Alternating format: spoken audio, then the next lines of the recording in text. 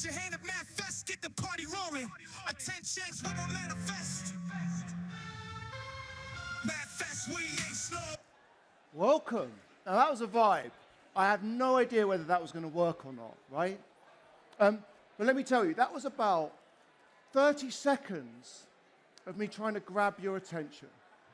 And what's interesting about it is that really the point at which you all focused was when I walked up this ramp, right?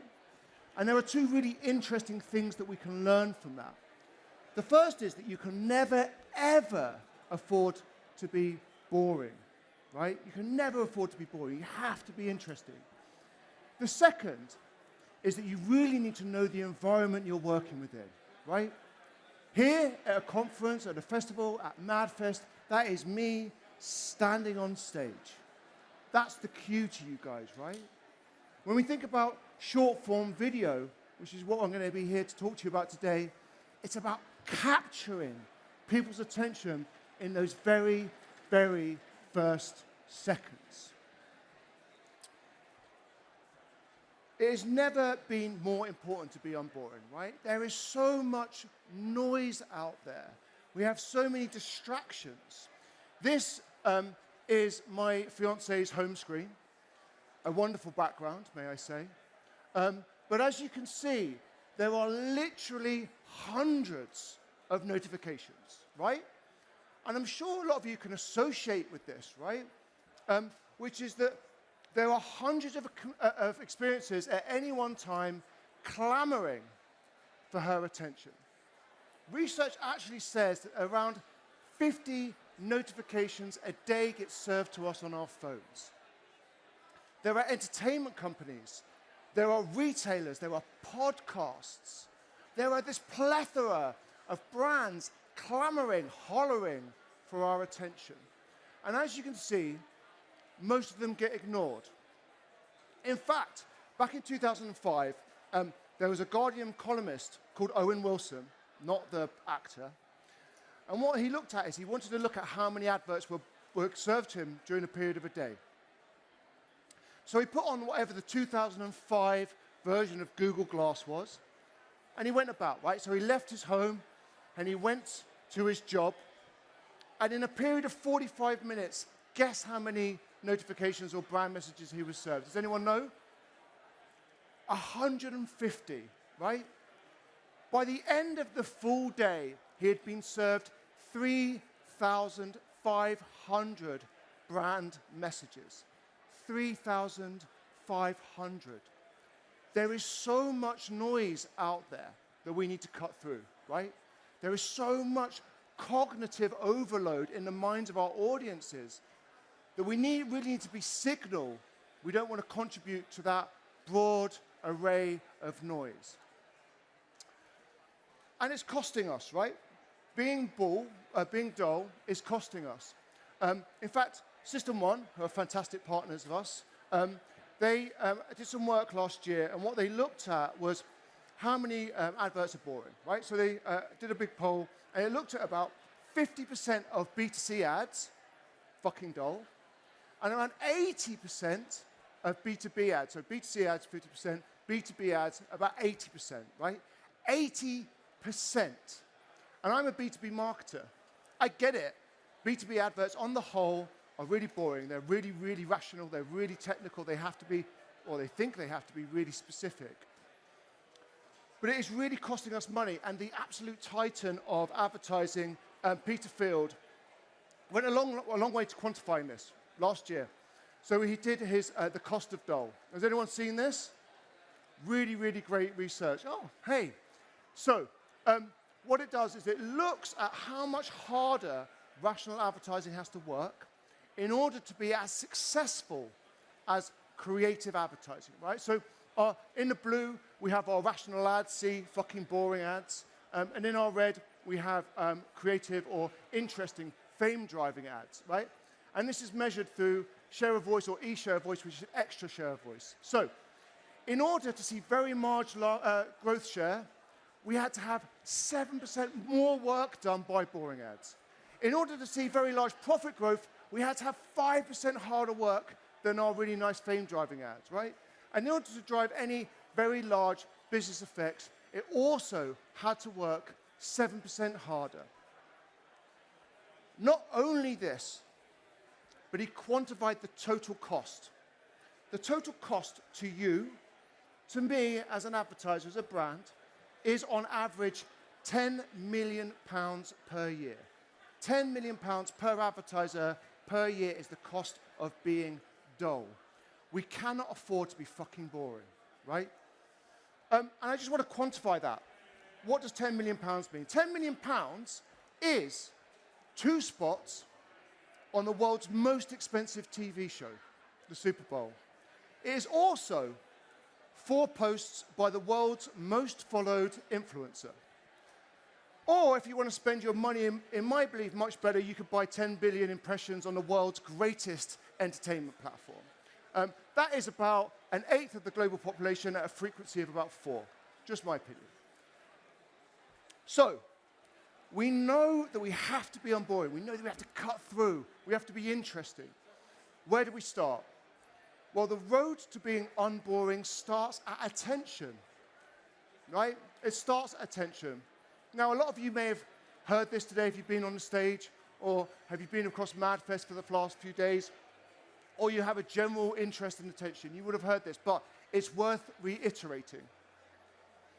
Really high attention platforms tend to facilitate and nurture really creative advertising, which tends to be more memorable, which drives greater mental availability and saliency, and that ultimately ends up in the nirvana of brand growth.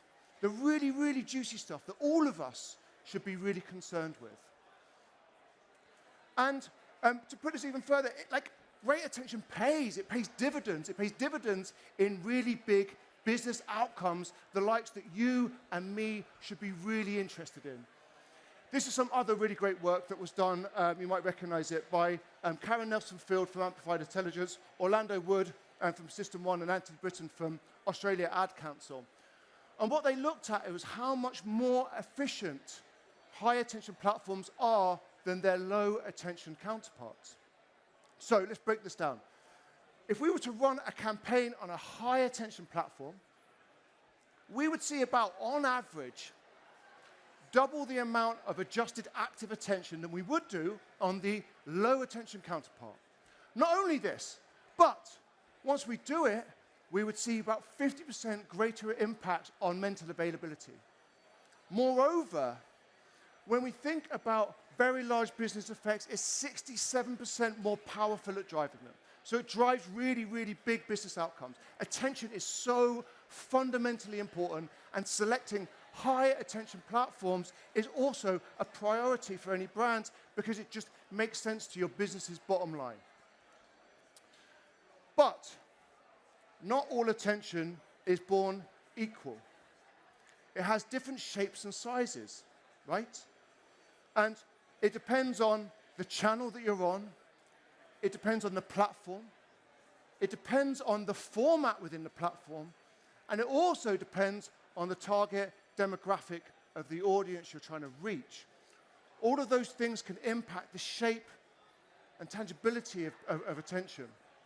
And the way that I like to think about this is I use a kind of very simple analogy, which I call the attention amusement park, right? And in our attention amusement park, we have a huge amount of rides, really fantastic rides. We have roller coasters representing our high attention platforms that draw people in. They're high octane, they're highly engaging. We have our Ferris wheels, still really exciting, if you like that kind of thing, right? Moderate levels of engagement. We have our carousels or our dodgems or our waltzers. These represent kind of the more medium level attention platforms with kind of still decent, meandering kind of engagement. And at the very bottom, we have our quick shop gift shop. Quick stop gift shop, right? Try and say that really quickly, right? But in here, we want to get through here really as quick as possible because it's overpriced and it's full of tat, right? And that's not to be derogatory, but there are just different levels and different layers of attention, and it's really nice to imagine them in this way. Now, in our theme park, in our amusement park, waltzers do waltzers' level of attention really, really well. but they can never be a roller coaster. They can never be a roller coaster. In the same way, platforms and channels have natural boundaries to the amount of attention that they can ever have. They have an upper bound and a lower bound that is idiosyncratic to that platform or that channel. So, that makes sense that we should then start to really look for or prioritize and consider high attention platforms when we're thinking about our media strategies. Because when we ride the really high attention rides, they tend to be more entertaining, and when they're more entertaining, they tend to be more memorable. And when they're more memorable, in 3 months, in 6 months, in 10 years, when I think about experiences, it's the roller coaster that I'm going to remember more often than it is the carousel or the waltzer.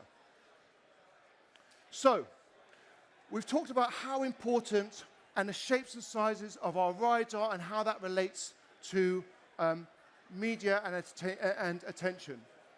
What I want to talk about is creativity and the crucial role it plays within any platform at maximizing the opportunity. So, like a skilled entertainer that could come into our theme park and make even the carousel the most memorable experience it could possibly be, I want you to think about creativity as the secret sauce that gets the very, very best out of every single ride or platform. We have our total attention opportunity. Creativity determines how close to the top of that we can ever aspire or achieve to be. Right?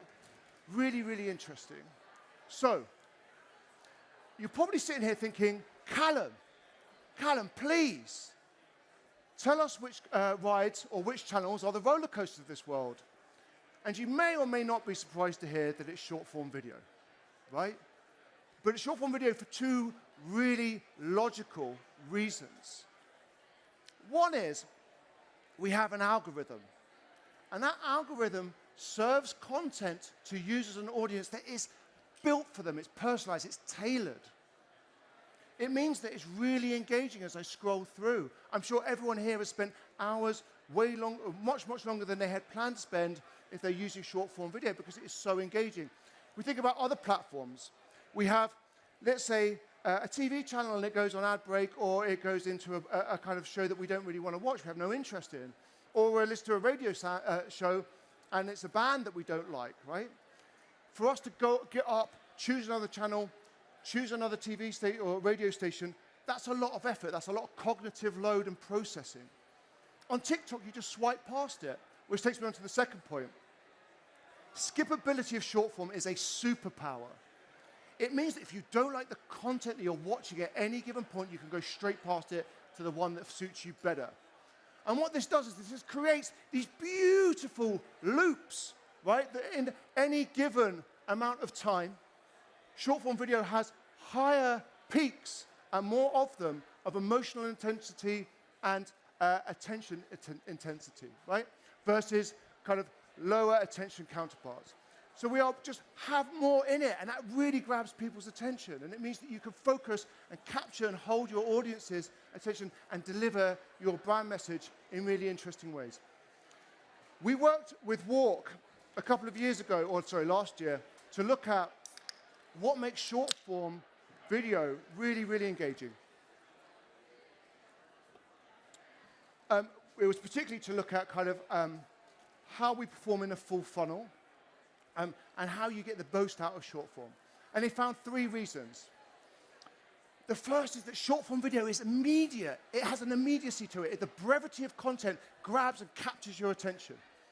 It really appeals to the neural networks that deal with quick information processing. A lot of you will recognize this from Daniel Kahneman's famous work around System 1, right? That intuitive, instinctive processing. It's immediate. The next thing is that it is immersive. It pulls you in. It is full screen. I'm not sure why I'm doing that like I'm using an iPad, but it is full screen. It is sound on. It is also because of the algorithm really built around you. So it's so engaging. It's so immersive. And the last thing, it is multi-sensory. As we said, it is sound on as standard. It tends to be, so it's stimulating our auditory receptors. it tends to be really visually stimulating. It tends to be fast moving. It includes people, it includes storylines. It also often has some other textual elements. And that means that we're literally firing information at the brain, its brain's different modalities, right? And because we're doing that, and really great short-form video content tends to appeal to multiple senses at once in really smart ways, it means it makes it much more sticky in the minds of our consumers. So if you're thinking about making content, try to appeal to all of the senses that are available to you. And this essentially is a very fancy word. We are attentionally efficient on short form. And that just means that over the amount of seconds that someone watches us, we tend to have much better engagement and recall, right, than medium and long form content counterparts. Now, I guess again you're sitting here thinking, Callum, but which of the roller coasters should I be riding? Which of the short form video platforms are best? And I would say to you that I would never say that. I am here to espouse the power of short form video, and it would totally undermine what I was doing today if I was to talk about the specific platform that I worked for. So I will leave it up to you guys to do some research and find out really what is best. So I've waffled on about attention for ages. Hopefully we get attention is really, really important, right? It's really important. It drives big business effects. So we really should prioritize it. But attention is just the stage, right? If you don't do something with it, if you're not engaging, it is the same as a middle-aged white man standing here and waffling at a crowd for 45 minutes. Nobody wants that. Attention is your stage and it is your spotlight. Stand within it and sing. Sing in a way that only you can sing. Because when you sing, you win the hearts and the minds of your audiences in wonderful, wonderful ways. A brand I think that do this better than anyone else at the moment is Liquid Death, and I see everyone is drinking this, fits perfectly with my presentation. But Liquid Death go above and beyond in every single format that they use. They prioritize the entertainment factor of their content.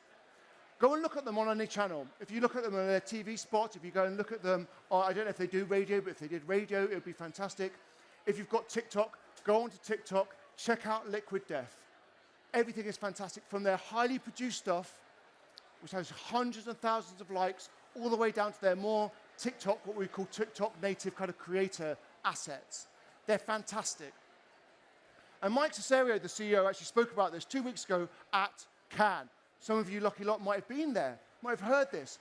But in a world where everything is skippable, you have to actually entertain people to get their attention. In a world where everything is skippable, you have to actually entertain people to grab their attention. That is so, so important.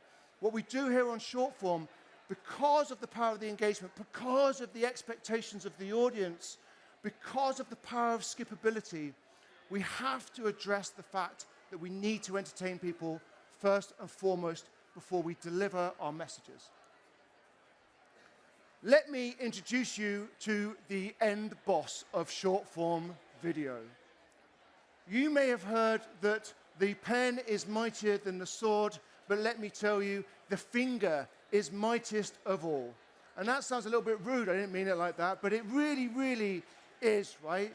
The finger is what we have to be fighting against, because it is so easy for any person in any second to skip past your content. Everything you do from beginning to end, when you think about content production, when you think about building a brand, has to be about how you stop the finger from scrolling. And this is some fantastic work done by our friends System 1 over there, which goes a long way to look at how we can best do this, right? And it's what I call the holy trinity of advertising, right? And System 1 did this by measuring thousands and thousands of campaigns. I think they used the IPA database. And what they saw is, they kind of saw that there was emotional engagement, which is their proxy for attention. They have their emotional positivity, which is kind of like emotional engagement, right? And then they have digital ad fluency, which is essentially recognizable brand assets or distinctiveness. And what we would see if we only had to do one of these things would be that it would all be correlated. All the dots would be in exactly the same space. That's not the case. There isn't a correlation between attention, between emotional intensity, and digital ad fluency or distinctiveness. That means that we've got to do every single one of all three of these things, right? And we see this all the time. My hat before I was a B2B marketer was that I used to be a brand strategist in the creative agency of TikTok, Creative Lab. And we would talk to clients about this all the time. And I will tell you, 90% of clients aren't doing any of these things. They're not doing any one of these things. Some of them are doing some of them, right? Some of them are grabbing attention really quickly, but it's the most boring ad in the world and you never want to listen to it anymore and you skip past it, right? Others are being so emotionally resonant, they've gone so far down the rabbit hole of what we call TikTok native, that it becomes basically an ad for the teenage creator and their very messy bedroom, because there's no way that you could recognize it or attribute it to the brand that is paying for the ad. Or, worst and most often, is that they are just shoving their brand and product down your throat as quickly as possible. In fact, that doesn't even happen because you just skip straight past it. We cannot just do one of these things. We can't do two. We have to do all three in order to be really, really successful, to be brilliantly, brilliantly unboring. So, like attention, there are different shapes and sizes to this. They are not all born equal. They are not triplets that you need to do at the same time. There is an order, there is a hierarchy to the trinity of advertising, and it starts with grabbing attention. We've talked about the importance of high attention platforms, but we need to know about how to make the most of that spotlight. And it's all about grabbing attention, because grabbing attention is like holding a slippery fish, right? Users are like slippery fish. If you hold them with one hand with a weak grip, they flip out and they flail around and they go. They're gone, back in the stream, right? Back in the For You feed. You've got to hold on to them with both hands, right? You've got to grab their attention and hold on to them. And now I've fallen into this trap or net of using a fish analogy. We'll continue it. When you start thinking about grabbing people's attention like a fish, you've got to think about hooking them. You've got to hook them in. The best way to do this is to use a mix of real people. We really love to see real people. Don't just serve me a really boring product shot. We like suspense, we like thrill, we like anticipation, we like jeopardy. We also like trends. And we'll talk about trends and why they're so powerful as hooks in a second. This is a really, really great piece of work, also from Orlando Wood, which is called Motivazione. Does anyone know that? Has anyone heard that? If you haven't, I would highly recommend that you, I don't know if there is any at the booth, but go and grab Orlando Wood's book on Lookout or Lemon.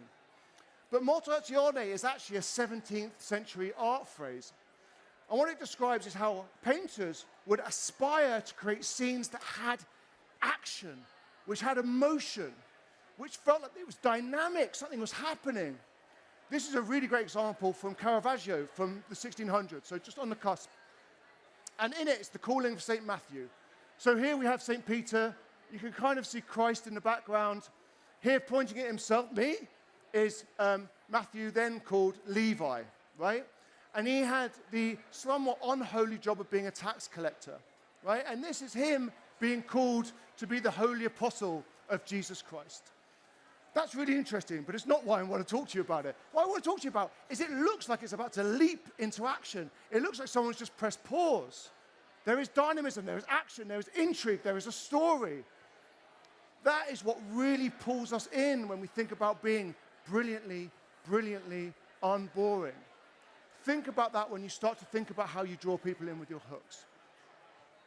Continuing the fish analogy, using hooks, there's a lovely little,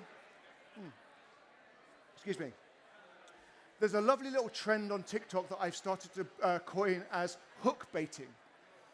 It plays a little bit on the term link baiting, wherever that is. But what it does is it kind of pulls people in by using a video clip that is highly arresting, somewhat controversial, disgusting, or full of movement, right? It's really arresting as a visual. And what it does very quickly is it then stitches on another video, which is the brand talking about its brand message, right? So I'll play this for you and see what you think. Come enjoy the best coffee here at Central Houston Nissan. Plus, get the best deals here at Central Houston Nissan. Disgusting. Absolutely disgusting. And no Caravaggio. It was not a Caravaggio. It's not a piece of 17th century beautiful art. But it is fantastic. It's fantastic because it gives you, the audience, I can see you smiling, something of value. It makes you laugh. It makes you shock. There's emotional intensity to it. I'm not even salty as a viewer that it had nothing to do with the brand message, because there was a value that was given to you or to me as the audience, and therefore, because I'm emotionally uplifted, I'm much more willing to be a recipient of your brand message. Now, if a small, independent, family-operated car lot out of Houston can do it, there's no reason why every single brand or agency in this room can't reproduce it and grab people's attention. The last thing I'm going to say about hooks is trends. Does everyone know about trends here? Does anyone follow trends? Does everyone enjoy trends? Yes. Trends are fantastic. They are arguably the lifeblood of any short-form video platform. They have loads of value. They have value in terms of building brand love and brand equity. They make you resonant in the minds of your audiences. They can be used as content templates to make production more easy. But the thing that I'm really interested in when it comes to hooks and trends is that they have repeatable and recognizable signals and codes, right? Every single trend is made up of a series of signposts. Over repeated use and repeated exposure to those as audiences, we recognize them. We see those signals in the first few seconds and we know what's going to come, right? We know that there is going to be value forthcoming from this video, right? Or at least it mitigates the risk that it's going to be boring as much as possible. This is some fantastic one to demonstrate it with Snoop Dogg. So Snoop Dogg, I say that like I know him, Snoopy. So he is, I think, accepting his star on the Hollywood Boulevard, and he is rightfully celebrating himself. I want to thank me. I want to thank me for believing in me. Does anyone know this trend? Yeah? Great. So users then took that to celebrate themselves, often in a quite humorously selfish way, right? Last but not least, I want to thank me. We start to see those codes and signals being woven in, right? Firstly, there's the soundbite from Snoop. Then there is the Dr. Dre track in the background. I immediately know. As soon as I hear that first second, I know what's about to transpire. This, I don't know if M&S is in the crowd somewhere. If they are, kudos to you. One of the best accounts on TikTok. But they use their Percy Pig character fantastically. But again, they leverage the power of this trend in order to enjoy and entertain and engage the audience. But not least, I want to thank me. I want to thank me for believing in me. Very cool. Very, very cool. So, we've talked about grabbing attention, about stealing that spotlight, about making the most of it. Now we need to emotionally engage our audiences. We need to find that moment or series of moments of resonance with them. This starts with something that we talk about a lot with clients at TikTok. We talk about it as a philosophy. Being audience first. Not being consumer-centric or customer first. It's about audience. The operative word here is audience, right? You're playing to the audience. Audience first is putting your audience at the center of your world every time you create a piece of TikTok content. You need to understand their needs. You need to understand their wants. You need to understand their desires. You need to understand their worlds. If you don't do that, then we're going to fall afoul of the finger. Again, they're just going to scroll straight past us. Being brilliantly unboring is being brilliantly audience first as a starting point, as a middle point, and as an end point. If you do this, if you do one thing today and you just adopt anything, being audience first is that thing. Because if you do it, it's the foundation to really great success on any short-form video platform. Don't hold me to that. So, something else interesting that I wanted to share with you guys, we actually did this with Lumen, I believe, but it is all about the emotional state of people when they come onto short-form video. When I talk about being audience first, we need to understand why they're there in the first place. We don't understand why they're there in the first place. It's going to be very, very hard for us to make a correct guess as to what they need.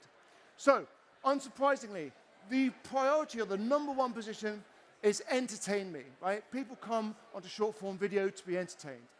In second, I need uplift. I just want to chill out. I want to get some release. Make me laugh, make me smile, take my mind off things for a few minutes. What can I discover? How can you educate me so I am more knowledgeable today than I was yesterday or 5 minutes ago before I opened this app? And lastly, how can you help me be a better me? How can you help me more creative? How can you help me participate? How can you open up your brand doors and world to me so that I can be more creative with you than I am without you? This is what people are really looking for when they come onto social media or onto short-form video. And this is some more really great work from Orlando Wood that takes this even further, which is left brain characteristics that we need to focus on or not focus on, and right brain. So our brains have two sides, and they tend to process or prioritize certain types of information more. The left brain, which we tend to see a lot in advertising, especially in the last 20 years, tends to be very flat, one-dimensional, very rational, right? It uses very rhythmic, predictable music. It's monologue, it's fucking boring, I don't want to watch this anymore. You know what I mean? Everyone's seen 1,000,001 ads like this. Right brain, on the other hand, deals with emotions. It deals with perspective. It has a clear sense of space. It has dialogue, it has intrigue, it has a storyline, right? It uses characters. It leaves you guessing a little bit, filling in the color, right? This stuff is really, really fantastically strong at driving creative effectiveness. We should be prioritizing this because it speaks to people's emotions much more than our left brain rational type characteristics. Create storyline twists and turns. People like Jeopardy. They like to be re-engaged at every second of their journey. Create twists and turns, introduce new music, introduce new characters. The other bonus to this, the fantastic bonus to this, is that as you create these peaks, there are high levels of attention and higher levels of emotional engagement. And that means that if you can place your brand in an authentic way at a peak, it's exponentially more memorable. So when you go to plot your kind of storyline or storyboard for your content, understand where these peaks are, try to find a way to weave your product or messaging in a really additive way. Someone who does this fantastically, has anyone seen this ad? Does anyone love this ad? Fucking fantastic. Fucking fantastic. This obviously turns short form on its head. It's Hilton doing a 10-minute TikTok, right? Fantastic. It uses so many of those right brain characteristics, right? It's a series of vignettes. It uses creators. It has celebrities. It has a narrative. It has story. It has Jeopardy. I'm not going to play you the entire 10 minutes. That's not really what you're here for. But if I was to say to you, I'm going to show you a 10-minute ad of Hilton without any context, you'd be like, no fucking way. That's way too long, right? Would you watch a 10-minute TikTok? No. Well, you should. At 1 minute, you'd be like, this is kind of cool. I'm kind of into this, right? And you'd be like, Oh, sorry, are you filming something? Yeah. Is it an ad? No? Oh, no. No, don't do this. Why not? We don't want ads on TikTok. People hate them. No. People on TikTok hate corporations pretending to be people. They love good ads. and around the 8-minute mark, you would be, consider me entertained. It matters where you stay. And then what? What do you mean, and then what? What's the payoff? Why do we make people watch a 10-minute TikTok? 10 minutes on TikTok is like 3 years in the real world. Now you listen to me. We didn't make anyone do anything. Anyone that's here is here by their own choice. They stuck around because they love content. We love content, right? We love content. We love content whether it's from a user. We love content whether it's from a brand. If it's from a brand, it needs to be entertaining, and we still fucking love it. This is the case and proof of that point. So lastly, the last of the Trinities, and arguably the most important, celebrate thyself. Weave in your brand and your product, make it the center of every single story you make. If you don't, there's no attribution. You might as well go fucking home and burn that money, right? Make yourself the center of every story. We heard this from American Baron a second ago, which the kind of second clip, right? The creator in the second clip. And what he said was, people hate brands trying to be people, but they love brands being authentic. You can be a person, I would say. I would argue with that. We saw Percy Pig. There is some anthropomorphication, whatever that word is, of the brand. But most importantly, it's to be celebrating you. Be you. Be unashamedly you. There are other channels where often the production quality is valued more than anything else. It's really glossy. Let's take a classic car ad, right? Normally very attractive middle-aged couple step into their car, lovely like vista, and they weave around these kind of Nordic woods, or they're kind of in the hills of Tuscany somewhere. Beautiful ad. Beautiful ad. Does it really entertain me? Probably not so much. Is it a carbon copy of every other ad? Yes, it is. On short form video, you don't need to be really high production. You can be really high production, but what you should really prioritize, you should be trustworthy, you should be creative, you should be relatable, and you should be original. Appeal to their senses, be entertaining, be creative, engage them. Be audience first. I also want to love this. Users are so smart. Our brains are so smart, right? Within around half a second, that is just slightly longer than it takes to blink your eyes, people can understand the shape and the gist of the video that's being served to them. Very shortly after that, they can immediately notice your brand, and then very quickly after that, they can understand the product, or vice versa. Brand, then product, right? If you try to shove your brand and product down people's throats in those first few seconds, and you do so annoyingly, and no one's seen it, it's down, you're going to get it, people are just going to swipe past you. But it's a double-edged sword. If you can do it in a really additive way, you can make a 3-second TikTok. It will be really successful. If you can be entertaining, a little bit like the Houston ad, and you can weave your product and message in a really positive way that's authentic, you're going to be really, really successful. And this is a really wonderful graph from Ipsos from a few years ago. And what it shows us is, all the way down this end, the dotted line is the types of way that our brands turn up in an asset on average, right? So we love to use a logo. We love to use a slogan. We'll use some music, right? On the other end, with the bars, this is how effective these kind of like brand assets are, right? Or these brand codes. So we have sound, jingles, let's say. We have the use of characters, celebrities, packaging, and when that's kind of equal. But this is the really beautiful territory that no one is taking advantage of. Use your characters, use your jingles. TikTok is a fantastic, or short form, should I say, is a fantastic place for this because, as we saw with Percy Pig, really celebrates these things. It allows you to use them in really interesting, engaging ways. This is a brand that's doing it really, really well. Who would have thought? This is the mashup we always needed, right? There is a sponge brand, probably the most boring category I could ever think of, a sponge, a kitchen sponge brand.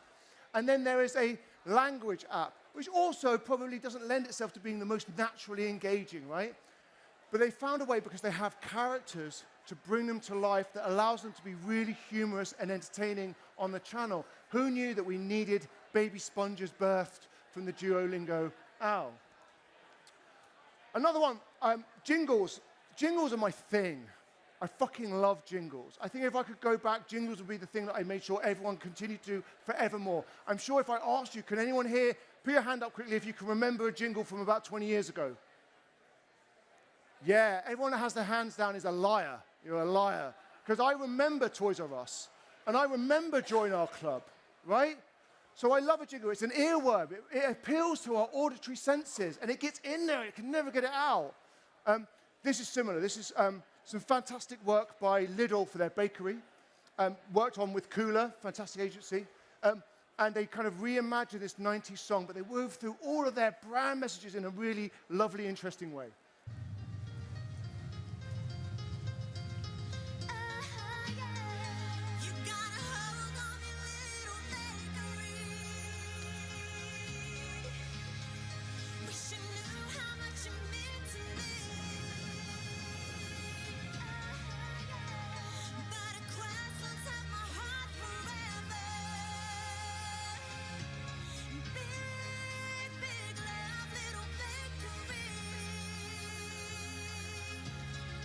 That was so successful, just by any kind of metric of effectiveness. It also happened to win a TikTok Award, Creative Award last year. But it is fantastic. What a wonderfully playful ad. So, we come to the end. How to be brilliantly unboring. The first is accept the short form brilliance. It is your roller coaster. It is that stage on which you can shine. It is immediate, it is immersive, it is multi-sensory. It is where the magic happens. It's where you can create unforgettable moments in the minds of your audiences. Embrace the Holy Trinity. Pray at that church. Attention, memorability or emotion, distinctiveness. These are the pillars of any great advertising anywhere, on any platform, any channel, anywhere. But on short-form video, it is particularly important. Attention gets you noticed. Emotion makes you memorable. Distinctiveness makes you recognizable. These three things interlaced grab hold and etch your brands into the minds of your audiences. Being audience first is being brilliantly unboring. This isn't just a strategy, it is a mindset. Deeply understand the hearts, the needs, the wants, the worlds of your audiences. Because when you deeply understand your audiences, when you put them at the center of everything you do, when you are ruthless about being entertaining, about being engaging, and being value adding, you not only capture their attention, but you win their hearts. So, this is my call to action to all of you. Jump into short-form video. It is the channel. Embrace the creative potential. Create content that sings, that moves, that entertains. Embrace trends. Harness the power of hooks. Set your creativity free. Yes, TikTok is a playground that you could play within, but it is also the stage on which you can shine. Go out there and be brilliantly unboring. Thank you very much.